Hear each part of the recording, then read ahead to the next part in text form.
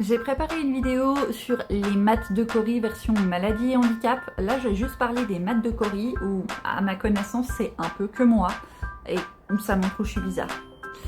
Les maths de Cori, c'est quand j'ai la date de naissance de quelqu'un, additionner tous les chiffres pour voir quel est leur chemin de vie et à quel point je vibe avec eux.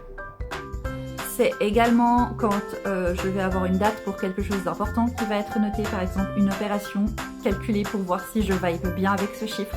Et si je vibe pas trop bien avec ce chiffre, demandez à ma grand-mère qui s'y connaît vachement bien et en numérologie et en astrologie si elle a quand même des bons signes. Et s'il n'y a rien de bon signe, probablement j'annulerai mon rendez-vous parce qu'après je serai parano et que ça se passera probablement pas bien juste pour ça.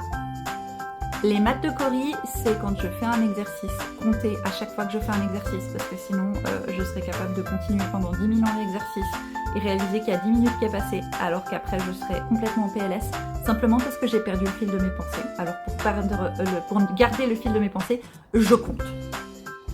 C'est également l'habitude de compter tout ce qui se passe autour de moi. Quand je monte les escaliers, j'ai tendance à compter les marches. Quand je les descends, pareil. Et ça, c'est une habitude que j'ai gardée depuis l'enfance parce que c'est comme ça que j'ai appris à compter et appris les lettres de l'alphabet avec ma maman. Les maths de Cori, c'est prendre tout le temps un petit moment pour traduire des heures de format politiquement correct. Parce que mon instinct premier, c'est si j'ai pris un médicament à 16h28, je dirais au médecin que j'ai pris mon médicament à 16h28. Et les gens me regardent un peu comme si j'étais bizarre. Donc du coup, je dois traduire en 16h30. En général, je fais quand même encore le côté 15, 30, 45 et j'arrondis après au 00. Maintenant, j'essaye de plus en plus à faire les moins 10, moins 20, ce genre de choses, parce que visiblement, les gens trouvent plus clair quand on leur dit des heures, quand il faut faire des calculs. 5h moins 20, ça veut dire 4h40. Tu dois faire des maths et tu trouves ça plus facile. C'est quoi ton problème? Les maths de Cori, c'est faire des maths spéciales pour un chat qui a 3 litières pour lui tout seul et qui doit prendre des médicaments en ce moment un jour sur deux et être sûr de ne pas rater.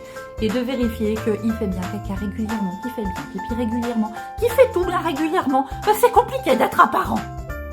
Les maths de Cori, c'est d'avoir une section papeterie dans le suivi de mes dépenses. Les maths de Cori, c'est d'avoir des difficultés de discuter d'alimentation et de poids avec des médecins. Et pour éviter de devoir se peser là-bas, se pèse chez soi à la maison une fois par mois avec le chat pour avoir l'excuse que je dois connaître le poids de mon chat, ce qui me force de devoir me peser. Et comme ça, on suit l'évolution du poids des deux. Sinon, je ne suis pas capable de vérifier mon poids régulièrement.